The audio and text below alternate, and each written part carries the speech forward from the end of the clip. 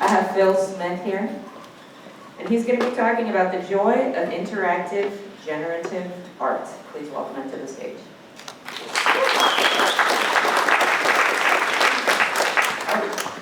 Man, I have to follow everybody, and I don't even have any cats in the presentation.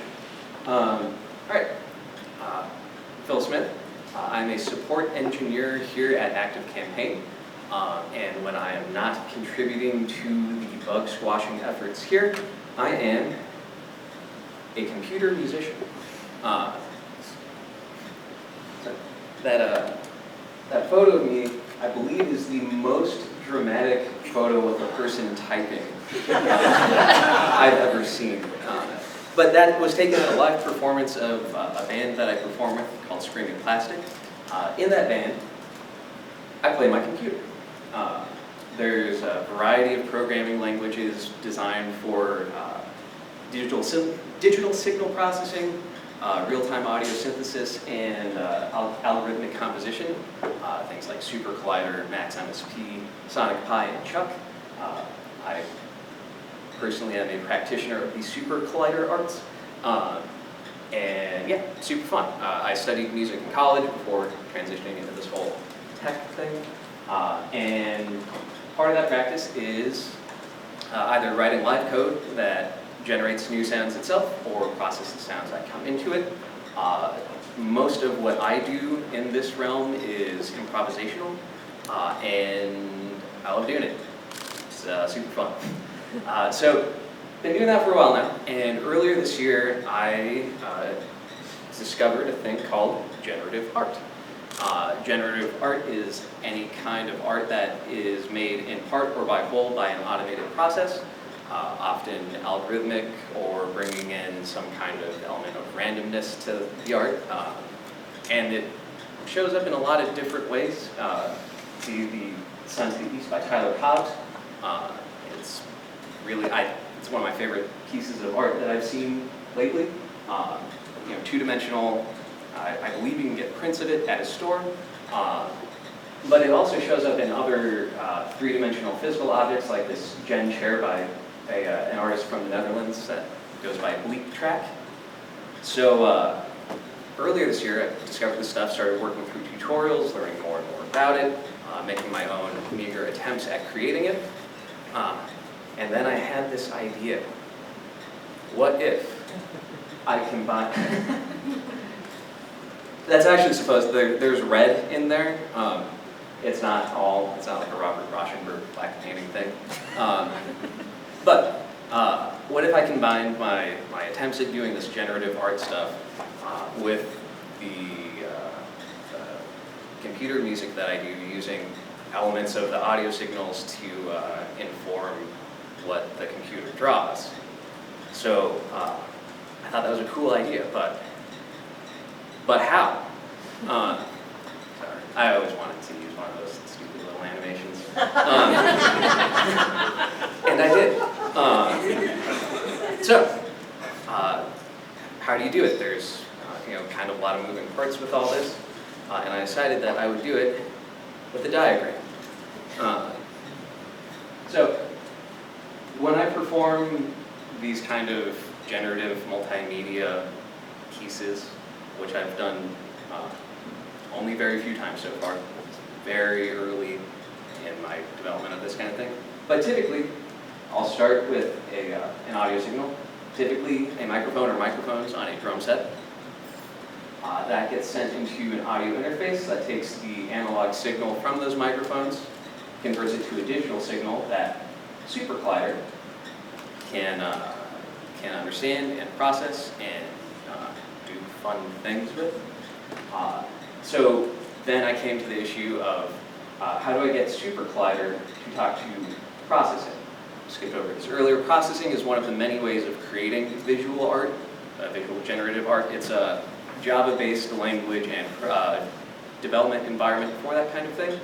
And both Super Collider and processing have a number of built-in classes that allow them to communicate with external programs using OSC, Open Sound Control. It's a communication protocol.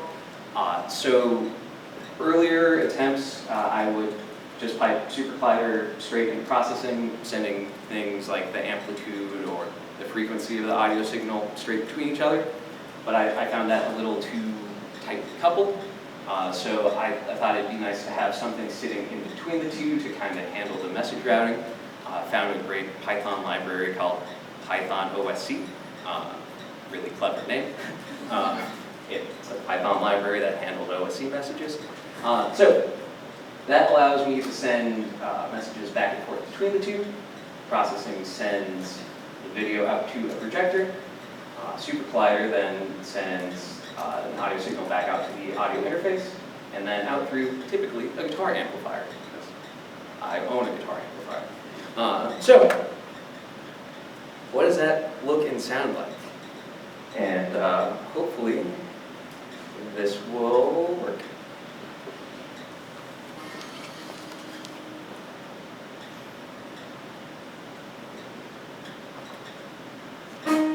Yep.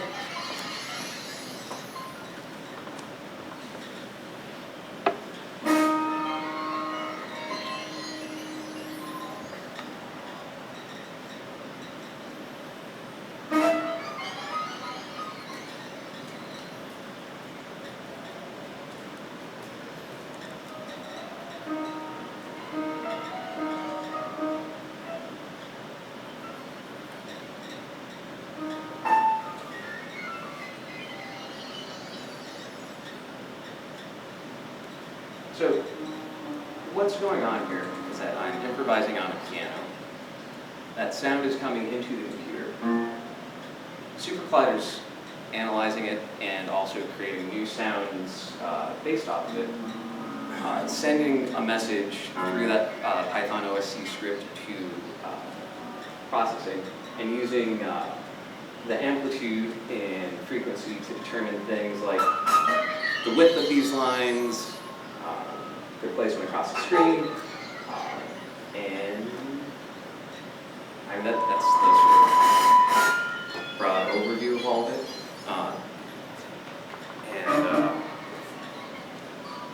Yeah, if you like a kind of spooky, almost horror film soundtrack type of stuff, I make a lot of that. So here's an example of what I do. Oh, there's the processing IDE. So little overview of the what and the how, but like, why? And the short answer is, it's the most fun I've ever had with the computer. But I think it takes a lot of why we enjoy doing this type of work professionally, but removes the professionalism from it. It's like any side project that we have, from hacking hardware or zip bombing people. There's anything in computer science that interests you, you can apply to this. If you really get your kicks by optimizing your code, the video stuff is highly intensive from a processing power point of view. You can get deep into that. Something I'm thinking about doing right now when I do these performances, it's all on one laptop. I have a Raspberry Pi, so I want to use that for something. So I might move the audio processing part onto the Pi and then have to deal with networking problems. So anything you want to do, you can do it and create art with it. And is that not just the dream?